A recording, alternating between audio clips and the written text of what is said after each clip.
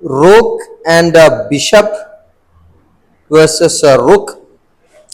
So this position is called a Philidor position, and every chess player must know how to play these kind of positions. So let's dive in.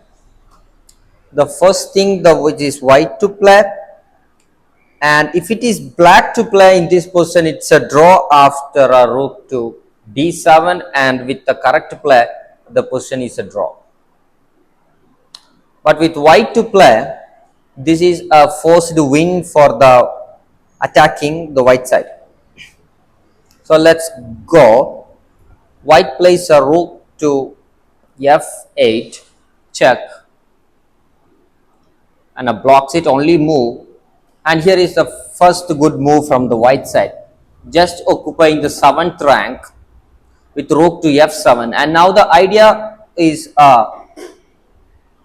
to restrict the black king to enter into the 7th rank, and also the white rook can try to checkmate by moving like on the queen side and the king side and trying to deliver the checkmate here on the 8th rank.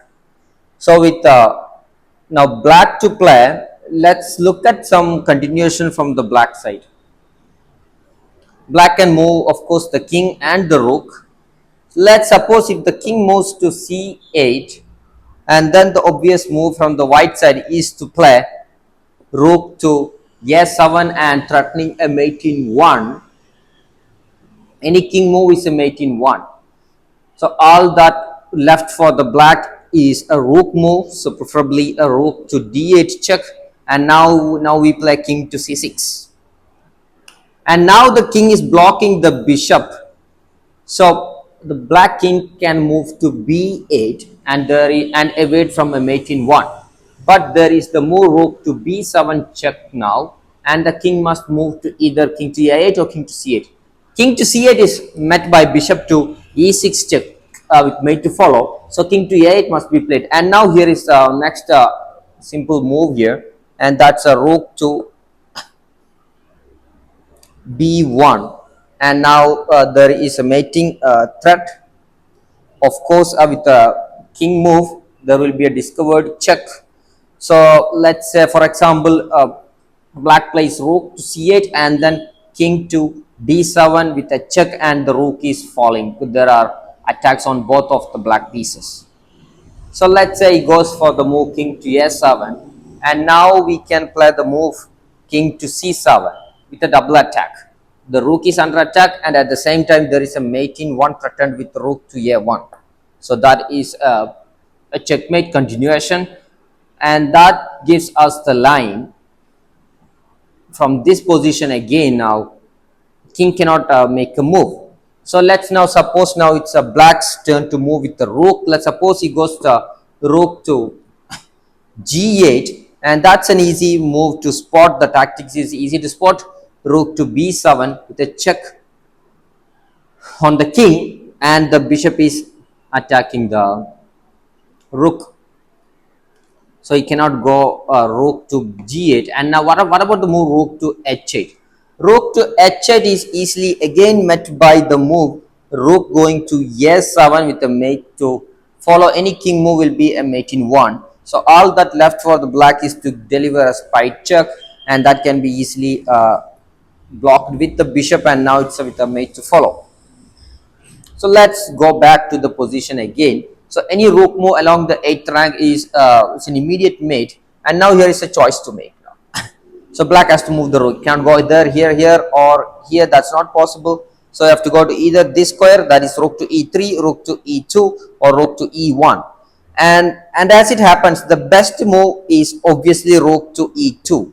So rook to e2 is the best move, and the idea being any kind of a rook checks happening on the 8th rank, let's say any 8th rank over here also, then he can block it by this way. The rook can come to the 2nd rank and then allow a blockade here.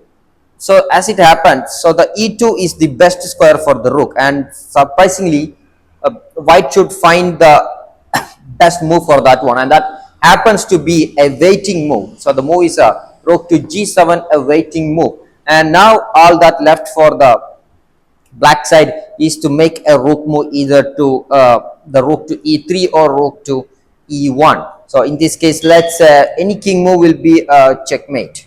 So let's rook goes to e1, and now here is the continuation that we wanted to follow. The move is a rook to b7 with the next immediately a mate in 1 is threatened.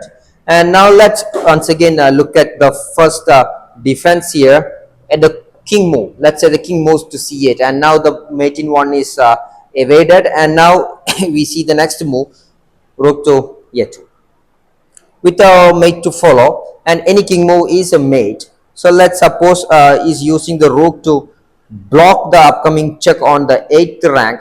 And now what we have to do is the rook is typically always goes to the other side to deliver a checkmate. Let's say rook to f7 with the f8 mate, and now all that is left for the black side is to go for a king to b8. So any other move will be a checkmate. For example, let's say rook to b6 will be easily again a blockading by the bishop and then with the mate to follow. So let's again go for the move king to b8, that is met by rook to f8 and king to a7, and a rook to b8 check king to b6, and now rook to b8 with a skewer on the rook, and the rook is lost in the next move.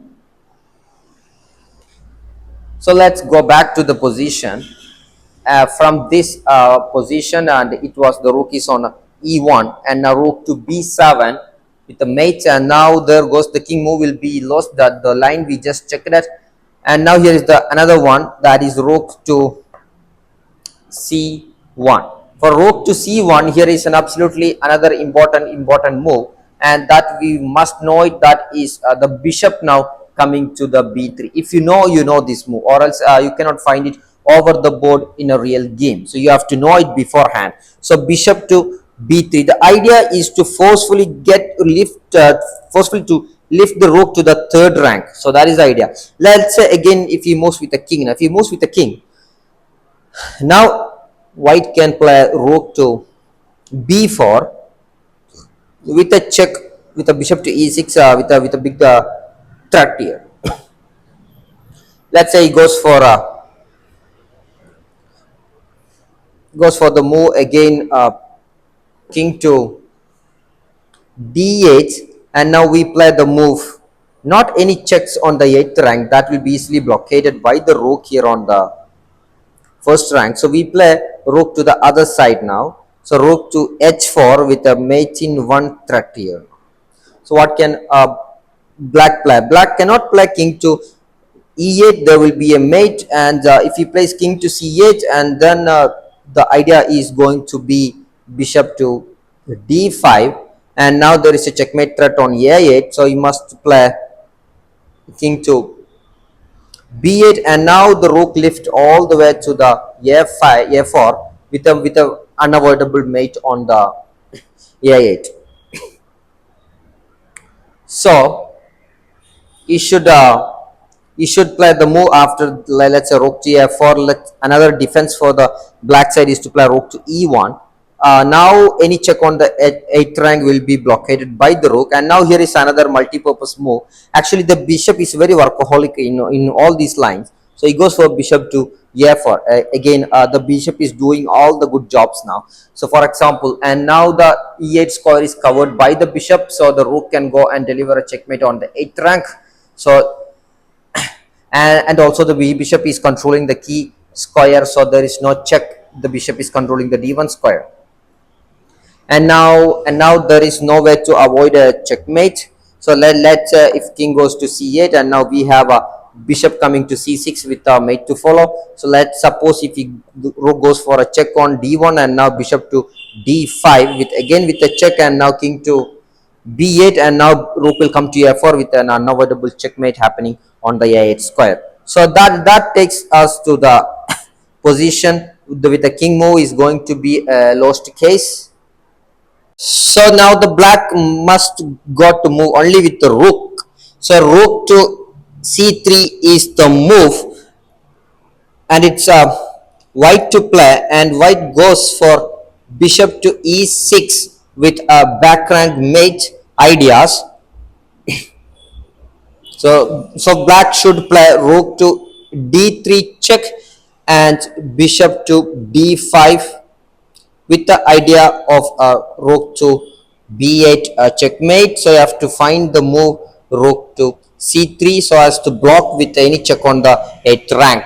And now here an important check to play just to displace the king. So remember this check here now. Once the rook is on its third rank, we do the check rook to d7, and now the king to e8 is an instantly losing for the move rook to g7. Idea is a checkmate on g8, and notice that the rook when on the third rank cannot really come to stop any back rank mates, because this rook to f3 falls into the line of fire of the bishop. So there is no way, no chance. That is the reason we say that the third rank is not the best rank for the rook to defend.